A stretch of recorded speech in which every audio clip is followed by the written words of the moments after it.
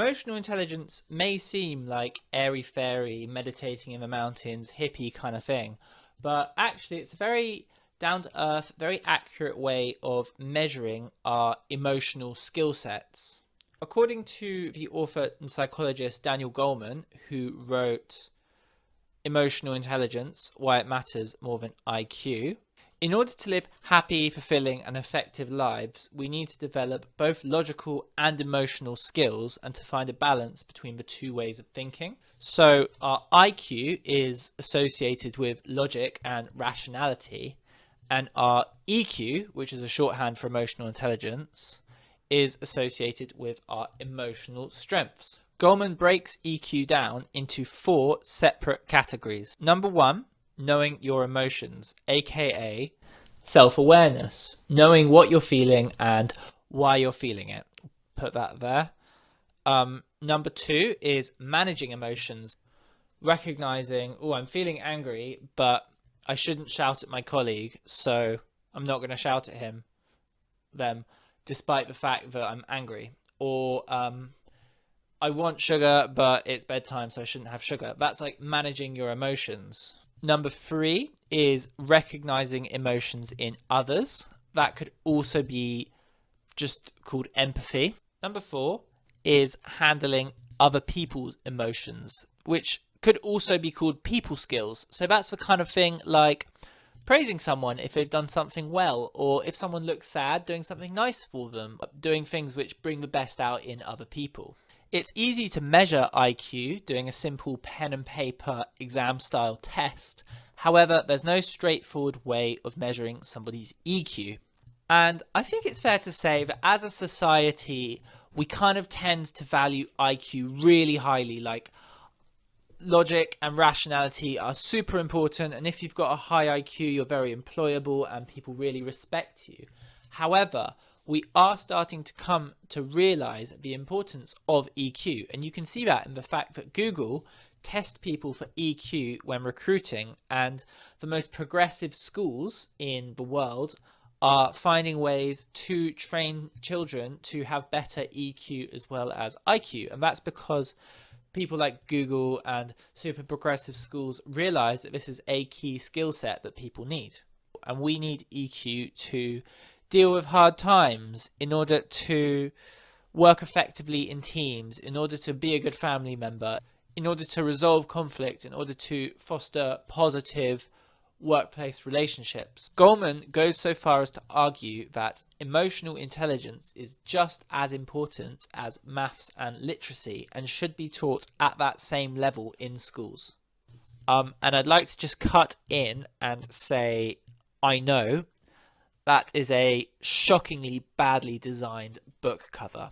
I think we kind of assume that art's good for our emotional intelligence, but we don't really know why. And I think that's because we don't know what art does. So we kind of assume that it helps us in some sort of emotional, cultural, spiritual way that's really vague, that we don't really understand. Like, we know art's important. There's all these big buildings which are dedicated to it, and it's super expensive, and we know that it's really important to take children to galleries when they're growing up, but we don't really know why. And I think what we tell ourselves just automatically, because it seems like an easy answer, is that it develops our emotional intelligence in some way. We know that art isn't kind of logical like maths and science, so we know it's kind of comes from a place of which does connect with emotion, so it must be good for our EQ, right?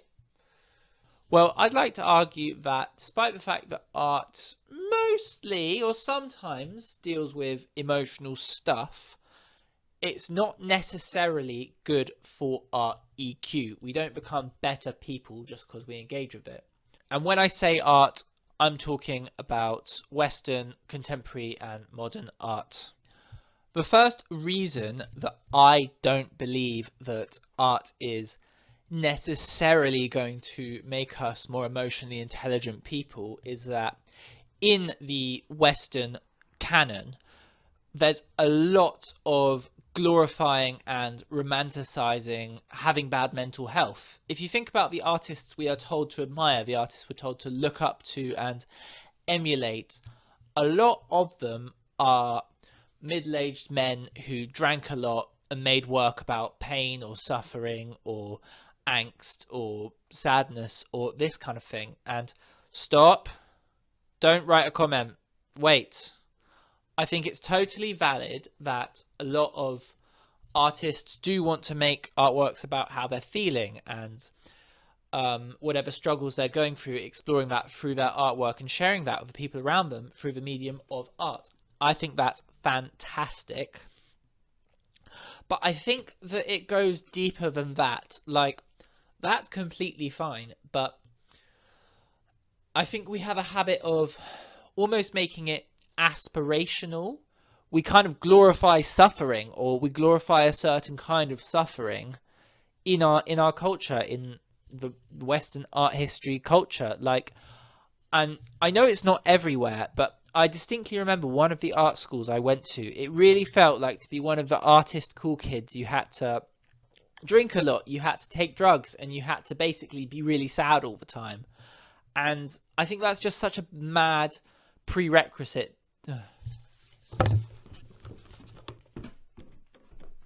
And obviously not everyone in the art world believes these kinds of sentiments. And I think on the whole, we've kind of moved away from it, which is why it's spaces like art schools where you can kind of feel that energy the most prevalently, because like they're young and just, I don't know, I don't think that the art industry is full of those kinds of people, but the sentiment kind of hangs on a little bit.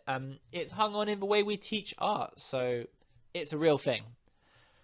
There's an episode of It's Always Sunny in Philadelphia where they try and turn Charlie into an artist, and Mac is his manager. And Charlie and Mac, they go to the gallery and they meet the gallerist, and Mac's introducing Charlie to the gallerist, and Mac's like, this is my friend Charlie, who's an artist, and he has the worst life ever. And every time Mac describes Charlie or tries to sell his work, he always stresses how bad Charlie's life is. Then Charlie turns around and he's like, I don't want to be an artist anymore, this isn't fun. And Mac's like, okay, I need to get a new artist. So he goes and finds Cricket. And he gets Cricket because Cricket is a person with the worst life imaginable. And this joke is funny because it's kind of true. The art world does make sadness aspirational. We do try and promote this kind of moody, like, I'm an artist, I'm sad, I'm broke, and I'm unwell vibe. And I don't really know where it comes from, but I think it's got to go. We need to move on from that. But it's still a thing. Yeah, basically. Another point which I think is really important to bring up is that not all art deals with emotions. Like, contemporary art was basically founded by this guy called Marcel Duchamp, and he compares art to a game of chess. And chess is a great game, but it's literally all about logic and reason and doesn't involve emotions at all. So the foundation of Western contemporary art is built on this idea that art doesn't involve emotions. So, I mean, conceptual art is great, but it doesn't in any way make me more emotionally mature. So there's a lot of art out there that definitely doesn't improve our emotional intelligence because it just doesn't deal with that as subject matter. That's cool. I'm not against that. I'm just saying. Also, since the advent of postmodernism, we've seen a shift away from sincerity and towards a kind of ironic stance when discussing things or making artwork or in literature. And to be honest with you, it's just really hard to effectively deal with emotional stuff when it's not cool to be sincere and when you are trying to be ironic all the time. And I think, again, we're moving on from this, but I think these tropes and these trends, they linger. We haven't made a clean break from them, and to some extent they live on. So I think it's important to acknowledge those. And if I just think about my own artistic practice, there did come a point in art school where I stopped making art which in any way reflected my emotions. It was more kind of cultural or political, or I don't know. It just didn't deal with emotions. And I think that was also the point where I was becoming more and more aware of the wider context of the art world, and I was starting to realize or to feel as if doing emotional stuff was tacky or was going to make me feel vulnerable. And I did get a bit ironic and a bit kind of conceptual as a kind of like, instead of being dealing with emotional stuff, which I used to deal with and I don't anymore. And on the one hand, that's totally cool. Like, they're my emotions. I don't have to share them. I don't have to put them in a white cube for everyone else to interrogate. But on the other hand, it was definitely all these cultural forces which were coming together as I entered art school and became much more self-aware and aware of the wider culture that led me to kind of drop the emotional or sort of personal side of my art practice. I've outlined some of the reasons why I think art doesn't improve our emotional intelligence, but art does have the potential to make us more emotionally intelligent. In their book, Art as Therapy, YouTube's very own Alain de Botton and John Armstrong put forward a really compelling argument for why we should use art as a tool to better ourselves and to become better, more emotionally intelligent people. They argue that the role of culture is to help us to create a more civilized society, and that artworks, books, films, buildings are all guides or educators helping us to become better people. They offer loads of examples of different painters and paintings who, in one way or another, have helped to promote positive values, the kind of values that if we took on board would make us more emotionally intelligent. From paintings which give us a sense of calm and well-being even in the midst of pain or stress or angst, to artworks which remind us of the fragility of life and which encourage us to live our best lives because one day we'll die, to artworks which help us to appreciate the beauty and sublime amazingness of nature, to artworks which help us in some way connect to a spiritual realm. So I think that's great, and I think they've got a really good point there. And yes, in different ways, all of these artworks do help us to grow, to become more emotionally mature and emotionally intelligent. However, none of these paintings are particularly contemporary. And to be honest with you, I don't always take paintings in. De Botton and Armstrong actually acknowledge this criticism in their book, and they claim that the role of art isn't to represent these kind of high values which make us better people, but to effectively help us to embody and to live those values. They also go on to say that you don't necessarily need the traditional easel and paintbrush or sculpture material to do that, and the most cutting edge artists are the ones who are helping us to become better people without necessarily relying on these traditional approaches. One example that the book gives is Tino Cigars' Unilever series, and this was an exhibition that Tino Segal put on at the Tate Modern, where he trained a group of volunteers to roam around the gallery, approaching visitors and telling them stories about their life. So you'd be approached by somebody, and it might be an old lady, it might be a 18-year-old, it might be someone who's middle-aged, and they'll tell you something from their life, something personal and intimate that has some kind of meaning to them about their life. And then once they've finished telling you that story, they will ask you a question, and some of the questions that they would ask were things like, when did you last feel a sense of belonging, or what are you afraid of, or those kinds of questions. This work does exactly what de Botton and Armstrong are claiming an artwork should do. It detaches the meaning and the values that we normally give to an art object, and it takes them away, and it almost distills it in such a pure form. It's just the meaning and it's just the values, and it's not without the traditional art object. I would also include Michael Landy's breakdown in this category of artworks that take meaning and leave behind the traditional art object.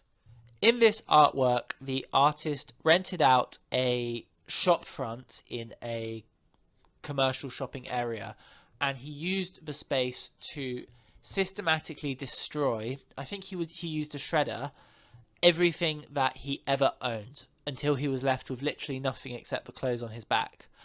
And that included sentimental items, work items, furniture, clothes. So he was literally left with nothing. And the artwork is called Breakdown because the work caused him to have a breakdown as shoppers would roam around the shopping area that he was working in. They would peer in through the window and would watch a man having a breakdown as he destroyed everything that he ever owned. And I know what comments are coming next. Yes, I know what you're going to say. How can that be good for emotional intelligence if it's causing someone to have a breakdown? But I would argue that this artwork actually came from a place of huge emotional strength. If you're able to detach yourself so rigidly from materialism that you are able to destroy everything that you own, I think the artwork was asking the viewer to reassess their own relationship with materialism and to find a more balanced, less materialistic way of living in response. My interpretation, I don't know. Hit me in the comments if you disagree. So to conclude, I don't necessarily think that art makes us more emotionally intelligent. However, I think that it could make us more emotionally intelligent depending on the kind of art we're consuming. I think that we need to mold the culture into one that is more comfortable with being sincere and less sarcastic and horrible when people are sincere. And I also think we need to become better at exploring emotions in a healthy and meaningful way without romanticizing or glorifying sadness. And I don't think it's as black and white as you look at a artwork and your emotional intelligence improves. I think that art can be a prompt, or it can be a push, or it can be a reminder to basically work on yourself, or to work on the parts of yourself that need work.